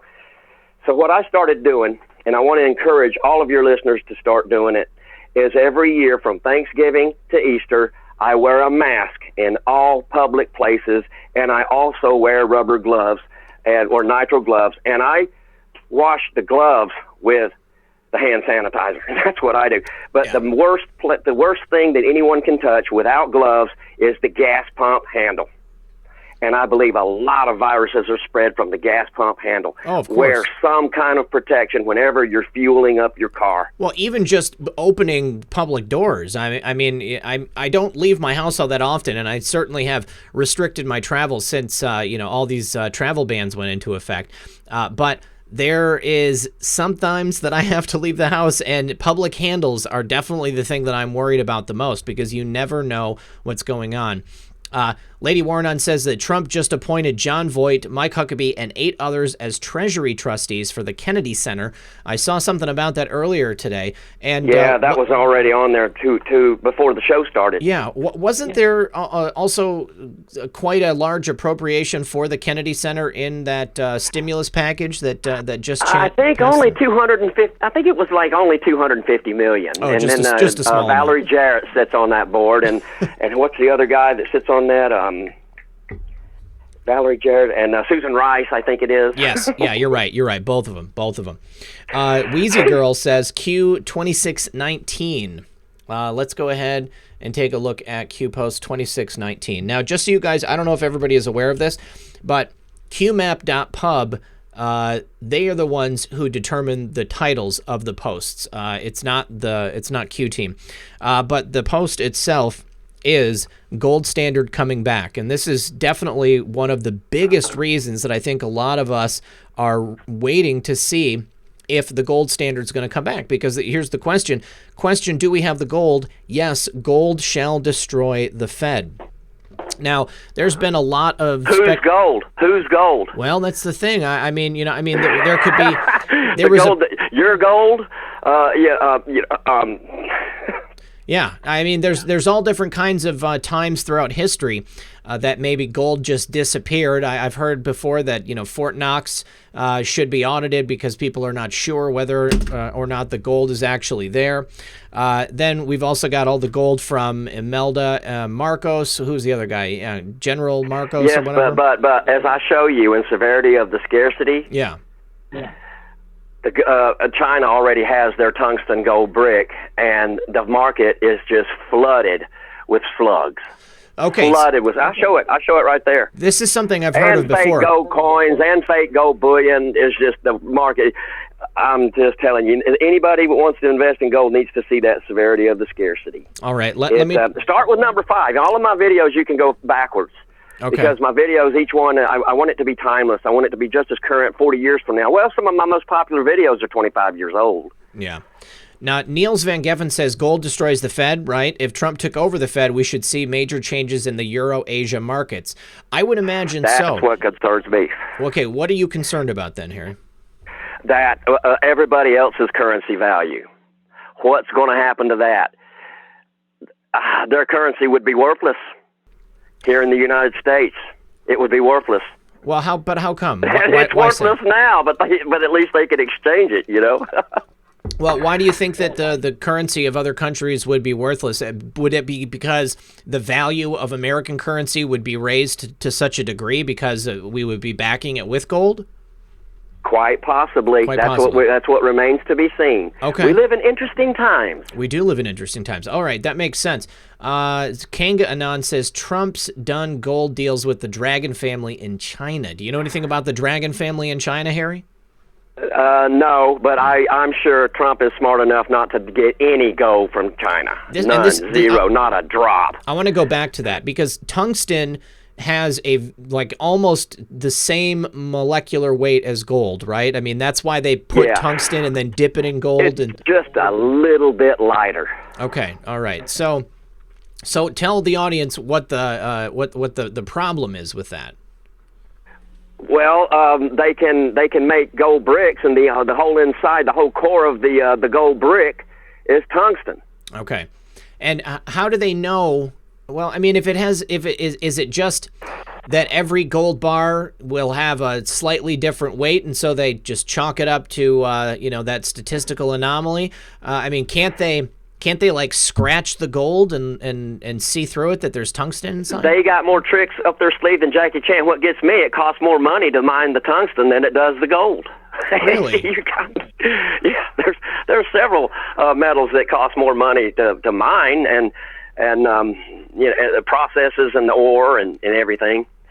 But the most gold comes from South Africa, and the gold goes in ore to different countries that smack it down. But South Africa has more gold than everybody else put together times two. Look at their economy. Really? Yeah. Well, I mean, South Africa's really gone down the tubes. They had a bit of a brain drain there, if you know what I'm saying. I mean, they changed over with the government, and then they started appropriating farms and land from the people who had previously been the owners and kicking them out. It's a really bad situation down there in South Africa. Okay, let's stay in Africa for just a moment. Zambia, for instance. Mm-hmm. Their currency got inflated and this and that, and it was all AIC operatives working, and communists basically working in that country to exploit chaos. Mm-hmm. And then they stick their UN guy in there. And the UN, my next series, I'm going to be showing you how the UN is tied in with the biometrics and everything, too. Oh, I think that's something they're all into people it. would That's be very probably where in. your biometrics goes, is to some division of the UN. I need to say thank you. You nailed it. Chris Hawkins says, confiscated gold that was stolen from all. And then Eric Anderson says, we took over all central banks. We were the bank. So... if we... No, the Fed did. Well, and the clowns organized it. But if we subverted the clowns and we took over the Fed, but here's the thing. So each country has its own central bank, or the majority of countries have their own central banks. So I don't know that we took over all central banks. I would imagine that it would just be America, but it would be a great operation if this was a complete usurp from all of these different countries, and we outdid all of their central banks and took over everybody, because then we could go on a gold standard as a world. Each country go back on the gold standard, and then they would be able to back up the currency. Now, here's something that somebody had brought up a couple of weeks ago. Let's see. Staff lots of prawn bots. Do we have prawn bots here, guys? I haven't seen any, but so this is something that a viewer had brought up a couple weeks ago, Harry.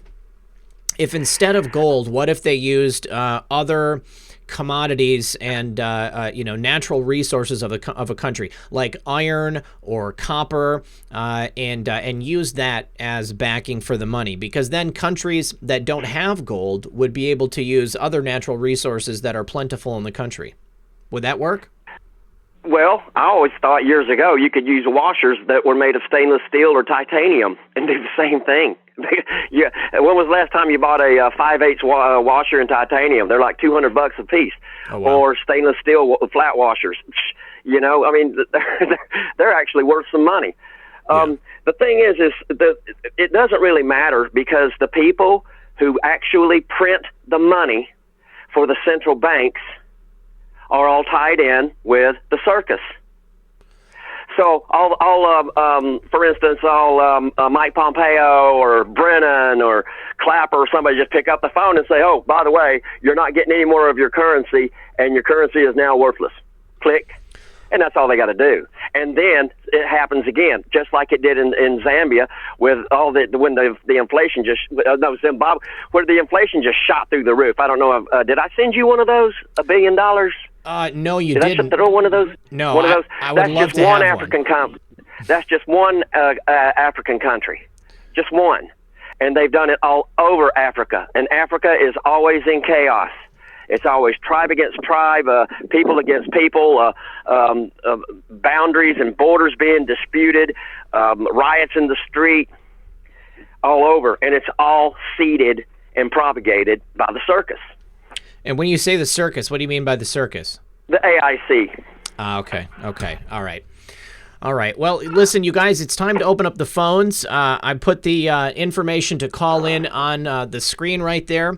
I also threw the link into the chat box, and I'm going to put the meeting ID into the chat box. Can I say one other thing? Yeah, no, please, go ahead.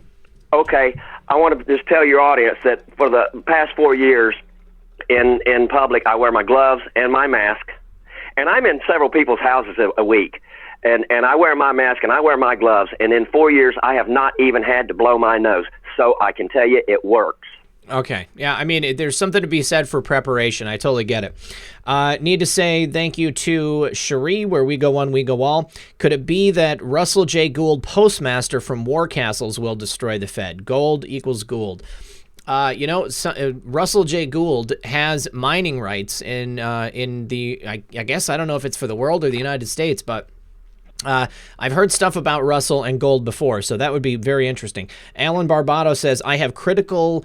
Do you mean info, upstate New York? Well, listen, if you have critical info, Alan, please feel free to call in, and we'll go ahead and get you guys on the phone. If you've got questions for Harry, if you want to ask questions about what's happening with these posts, if you have any questions about anything at all, feel free to drop it to us. Let's see. Richard Stewart, what does you say? Look for heart emojis. Yeah. Also there's usually like XXX or something like that, but I don't want you to don't start blocking people just because they have a heart emoji in their name. Be careful. I just went through and unblocked a whole bunch of people the other day, guys. So you also might see some trolls. I don't know. There were some people that were blocked that I know were not meant to be blocked. All right, we've got our first caller. Like XXX or caller, go ahead and mute your stream in the background, and we'll get your information. Can we get your name? I apologize. Yeah, I'm going to mute you until you mute the stream. Make sure that you mute the stream in the background so that we can't hear you when you come through. Are you there, Can caller? you hear me now? I can hear you, caller. Yes, can you hear me now? Yeah, can we get your name? Okay, well, Stephanie Ostavine. I'm your Friday night nightmare. That's right, Steph. Anyway, no, oh my God, I love this. I love everything you're doing. You just made my life special. But I wanted to tell you, everyone's been freaking out. I'm home. I'm doing nothing. I just want you to know there's people like me that have been self-isolated for years. Yeah. Years. I'm with you. This is like a holiday for me. All these people have been stuck home doing nothing, and so they have no choice but to get on the internet. And I'm like, I'm here. Yeah. I'm here. I'll talk to you. So really, that's all I have to say. I have nothing else of value. I love you, Red Pill. I love you too, Stephanie. I love everything about you, and I'm going to let you go so you can get the next caller. How's that? I'm real quick tonight. You're the best. I appreciate it. Thanks for your call, Steph. We'll talk to you soon. No problem. Bye now. Bye-bye. Good stuff. Stephanie, long-time listener, multiple-time caller. Love it when Stephanie calls in. Good stuff. We've got, let's see, you guys, tonight, because I've had people telling me that I wasn't taking their calls in order, it looks to me like they show up in order, but I'm just going to start taking people at random. So please don't be upset if I don't pick you. So we're going to go ahead and we're going to go with Group C next on the list. Group C is another good friend of the program. Just waiting for Group C to get the microphone on. Q-Wife Maga Life. Did I skip your super chat? Oh, she said, sending hugs and love to you and yours. Stay well and healthy, my friends. Q-Wife Maga Life, thank you very much. I'm glad you're here. Hello, can you hear me? I can hear you, Group C. What's up, brother? Not a whole lot. How are you both doing today? Fine. I'm doing well, too. Awesome. So, here's what's on my mind. Now, literally, 3 years ago from this week of March was when my red pill moment took place. It was, this week, March 2017.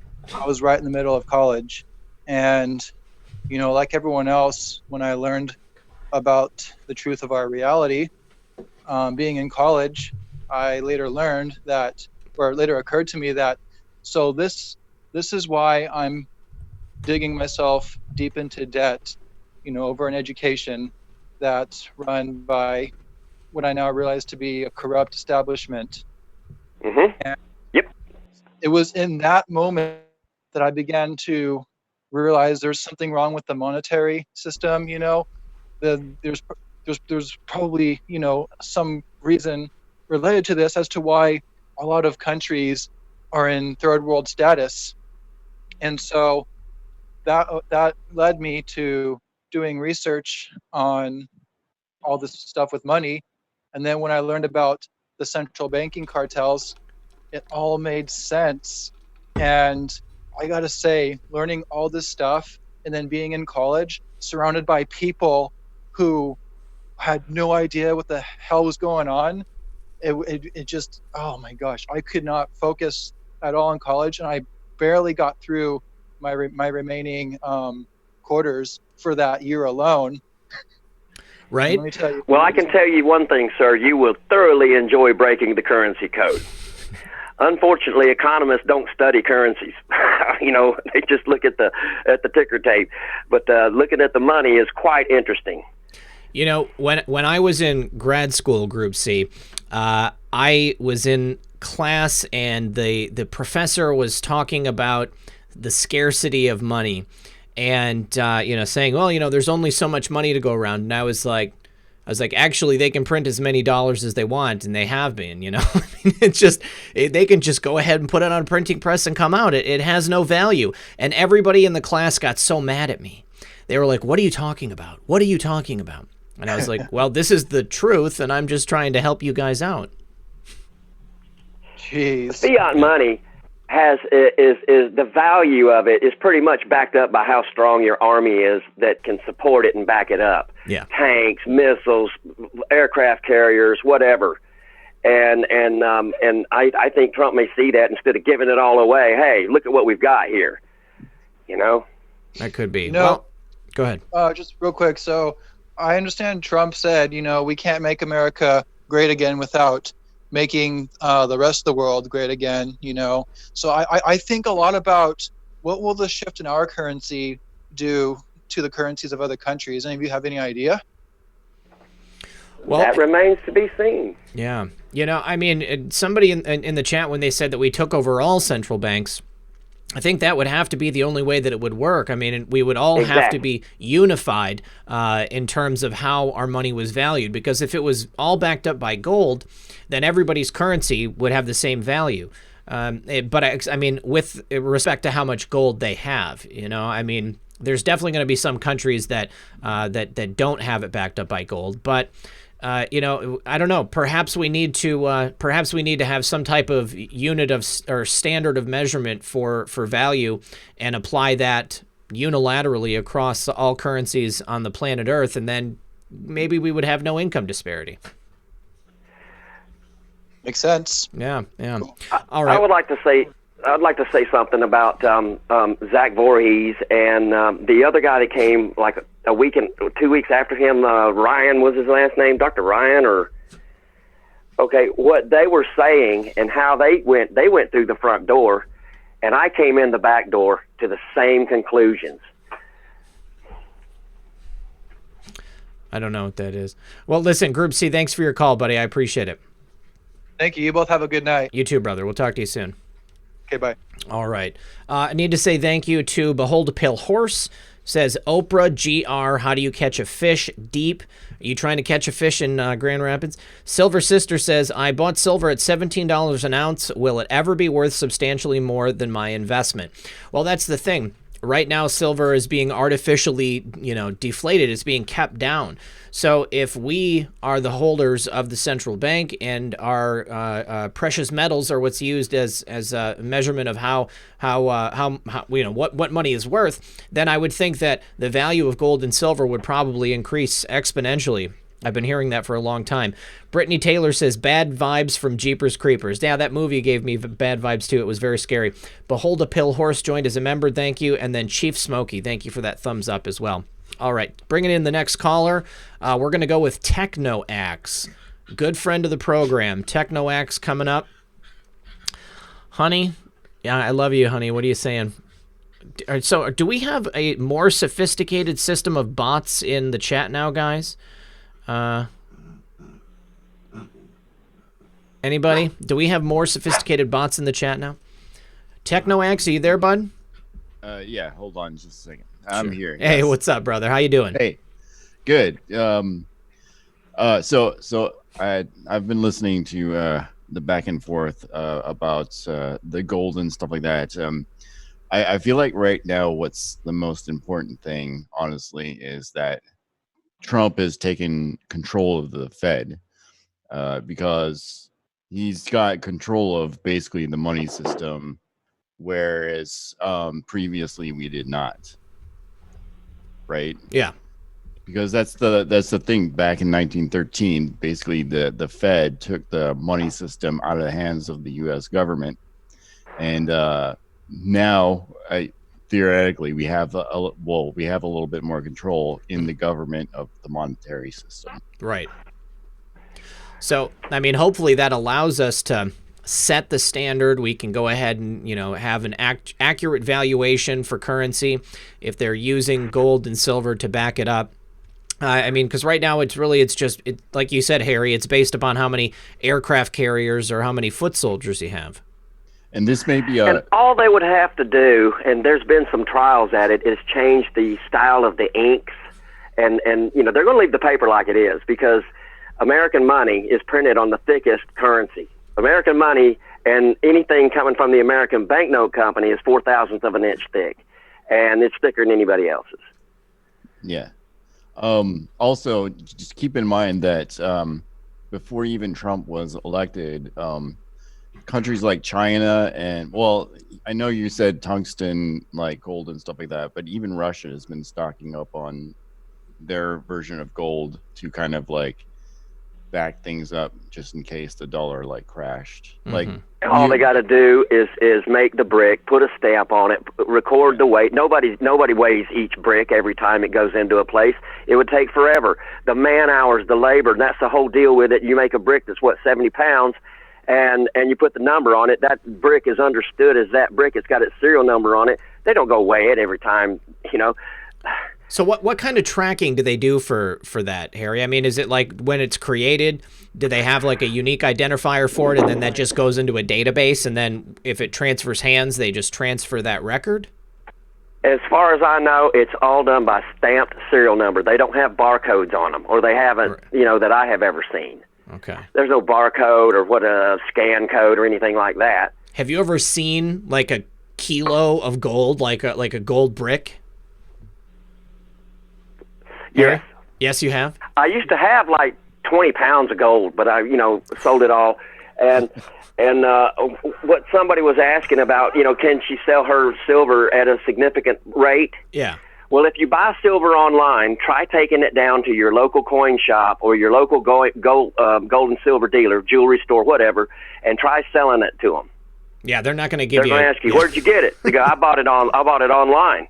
There's the door. Yeah. All right. Well, TechnoX, thanks for your call, buddy. I appreciate it. Absolutely. I mean, take it easy. Yeah. All right. Let me just say thank you to a couple of people. Silver Sister says, yes, the bots are repeating each other. Annoying. Cherie, where we go one, we go all, is now a member. Thank you, Cherie. And Son of a Green Card says, did you see the conversation between White Hat and I about the New York Fed Reserve on Twitter? Curious what Harry would input on that, and wondering where Harry would buy gold if he was in the market.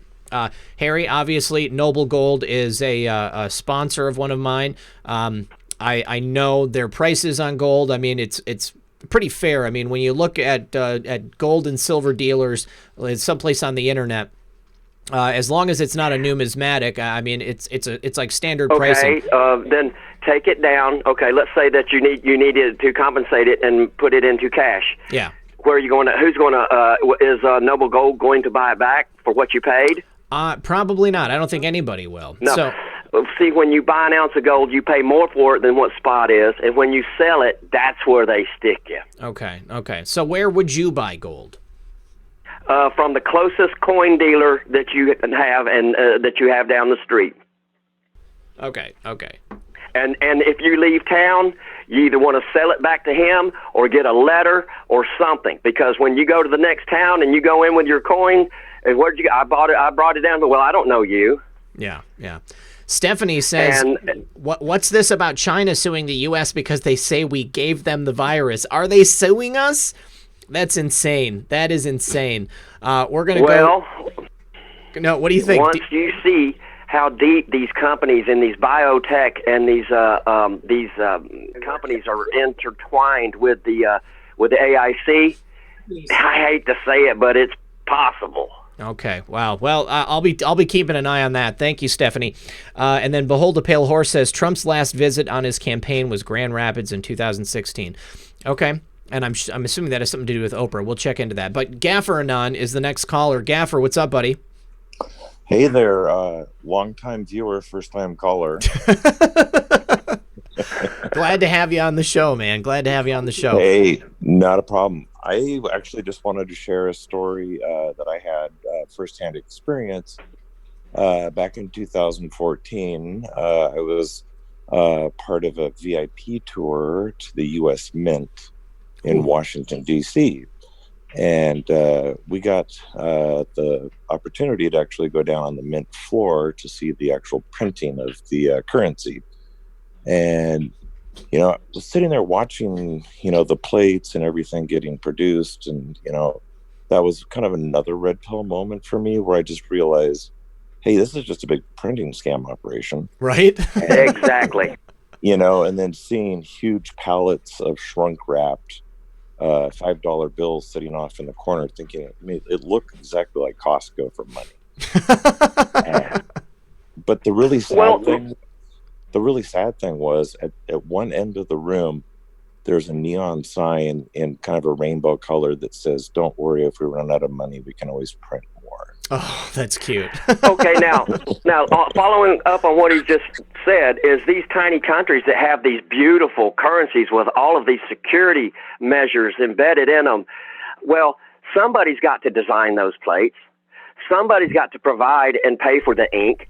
Somebody's got to pay somebody else. And you can see, I show you where these plants are, where they stamp out. I actually show you where the factories are located. One of them's right outside of Washington, D.C., and that's a French company also. Yeah. Okay. So, Gaffer, when you were there at the Mint, you said they were printing bills? Did you see them minting coins? No coins. It was just they had the plates where they were actually, with the engraved plates, and then just seeing all the currency going around on the conveyor belts. I mean, it looked exactly like the opening scene from Laverne and Shirley with the bottles. Yes. I know what you mean. It's sad. They can run a die, I think 10,000 times. Then they pull it. What do they do with it then? What do they do with it then, Harry? Supposedly they destroy it, but I'm telling you, I think it goes into a warehouse somewhere, they probably sell them to China. Well, yeah, that would make sense. That's what they did with all of our coinage, all of the dies from the 1800s. China bought them all up, and now even the top numismatists can't tell the difference between the Chinese fakes and the original American gold coins. Man. I show it to you, wow. In severity of the scarcity. Start with number 5. Number 5. That's yeah. All right. Well, Gaffer, now thanks for your call, buddy. I appreciate it. Hey, no problem. Hashtag. Yep. Take it easy, brother. All right. Great. So coming up next, we're going to go with, hang on. I think that all the new calls are coming in at the bottom, to be honest with you. So we're going to pick someone who's on the phone next. Caller, you're on the air. Can we get your name? Hey, good evening, Red. This is Scott calling from Chicago. Hey, Scott, can you make sure you mute your stream in the background, buddy? Go outside here.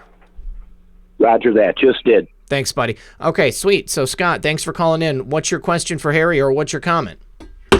I just wanted to comment. Great show, great source of information. I can't wait until you get larger than you are. You're a very good host. You have very good guests. I did have 2 questions for you, Red. Okay. Who are you lining up? Who are going to be your guests on the night? Who are going to be your guests on the night that Barack Obama is arrested? And who are going to be your guests on the night that Hillary is arrested? Man. And it's going to happen. Start planning, Red. It's going to happen. Who's going to be your guest? And I'll get off the phone and let the next caller talk to you. Thanks so much for picking me up, Red. Love you a lot. Thanks, much success. Thank you coming, so much, my friend. Appreciate it. I've got a suggestion. I've got a suggestion, brother. I have a big suggestion. Methods. Well, yeah, I would imagine methods would be there. We would probably do like a round table of like the guys from Table of Titans, just like everybody that I'm tight with on YouTube. We would probably just have like a virtual party, I'd It's imagine. going to be epic. It will It's be. going to be epic. It's going to be biblical. All right, Scott. Thanks for calling, bud. Talk to you Adios. soon. Bye-bye. Awesome. Yeah, so, you know, you guys just imagine all of my friends from YouTube, and then that would probably be the show. That would definitely be it. Okay, so we're going to go to next caller. I saw Aaron in there. We got to take this would not be a show without Aaron calling in. And here he is. I agree. Aaron, you're on the air, buddy. How are you? Oh, if I was doing any better, I'd be you. Here we are at the same time. All right. Well, you got a question for Harry or just a comment? Well, I got a comment and just a couple comments. Great show. Red, you're the best. And Harry, you're awesome too. I've had this idea. Thank you. You're welcome. I've had this idea for a long time.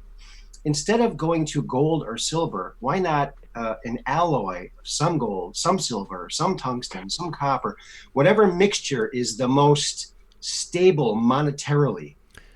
Or maybe also, I mean, you're talking about like to actually pass around like coinage or something like that? Because we also got to think about, I mean, like if it's gold, if it's just gold, it's soft, you know? I mean, it's going to wear away after a time. So yeah, I understand what you mean. But the gold standard itself, just pure gold, only makes sense, I guess, if it's being kept in Fort Knox or something like that. Harry, what do you... And sits there. Yeah, what do you think? What do you think if they there. pass out? What do you think if they pass out coinage of valuable metals? It's just metal. You can't eat it. You can't wear it. That metal is so much more important and so much more valuable. Say like, let's say you put 10 drops of gold in the alloy of a pickup truck frame, and that frame lasts for 200 years. You know, there's so many other things that you can do with gold than just have it sitting in the floor, or, you know, I'm just saying, you know, it's a metal. It's understood, and your gold really isn't worth that much until you can turn it into fiat money and spend it. Yeah. And that's what I learned from collecting and buying 20 pounds of gold back in 1992. Man, 20 pounds of gold. I can only imagine. Give me 20 pounds It was all in gold. Cougarans, Chinese cool. pandas, American eagles, and mostly Canadian maple leaves. That's pretty Because sweet. back then, Canadian maple leaves was the closest thing you could get to actual bullion, and it wasn't no online or anything like that. But they didn't stick you for the coin. They sold you the gold. Very cool. All right, Aaron, any other questions? A couple more comments. Okay.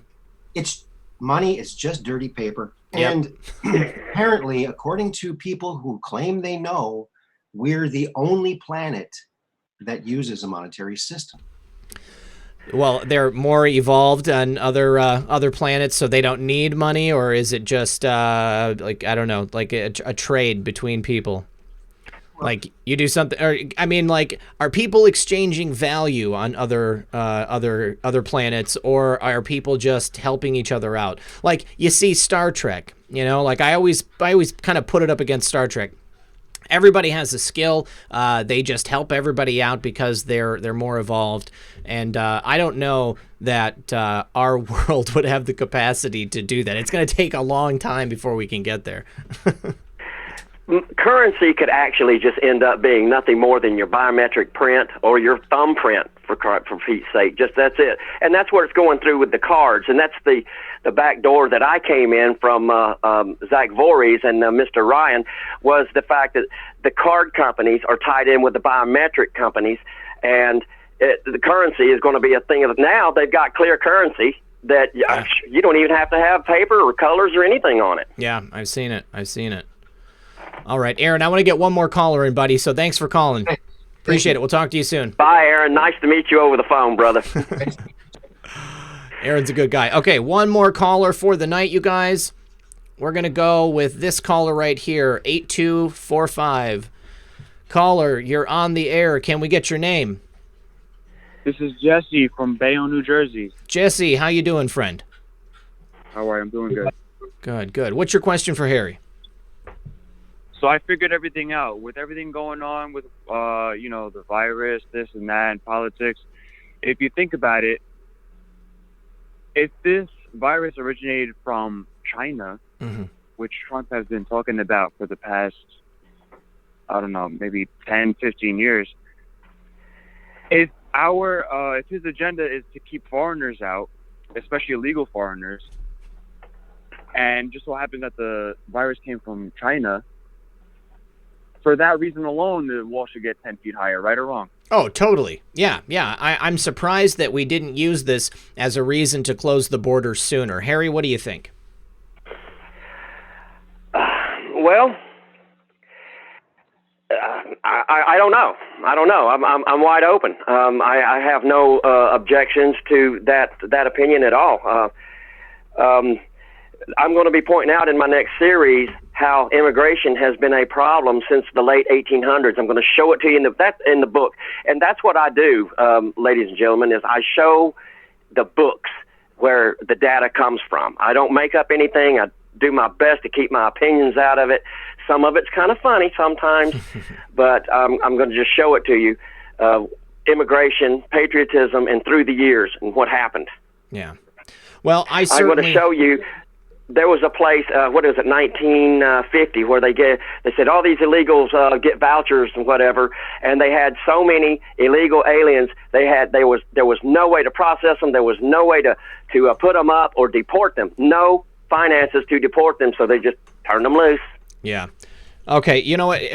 Thanks for your call, buddy. I appreciate it. You guys, the dogs are starting to tear through the green screen, so we got to end the program because we're at the top of the hour. So thanks for your call, buddy. I appreciate it. Appreciate it. Thank you. Yeah, talk to you soon.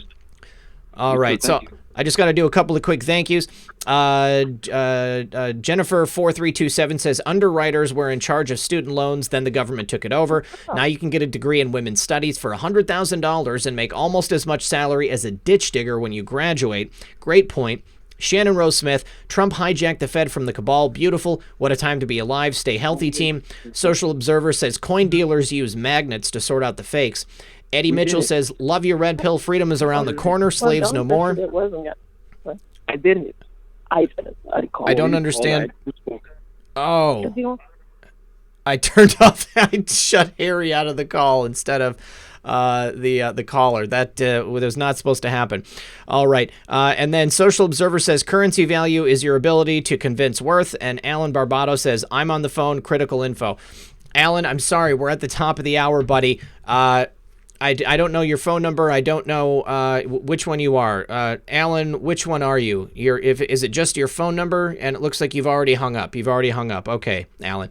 All right. Well, listen, guys, thank you so much for sticking around. Harry, I am sorry I disconnected you incorrectly. As always, this has been a Red Pill 78. I am the corruption detector, and this was your Red Pill News for Friday Night Livestream. Don't forget to join us tomorrow night for Cyrus A. Parsa. We're going to be talking about his lawsuit against the owner of this platform. One final thing, Alaska just sent into shelter in place effective tomorrow at 8 a.m. Only essential businesses to stay open, no interstate travel unless absolutely necessary. Thank you once again, Harry, for joining us. And you guys get Harry's information out of the description below. Go give him a follow on Twitter and on YouTube and check out his videos. Good luck, everyone, and God bless.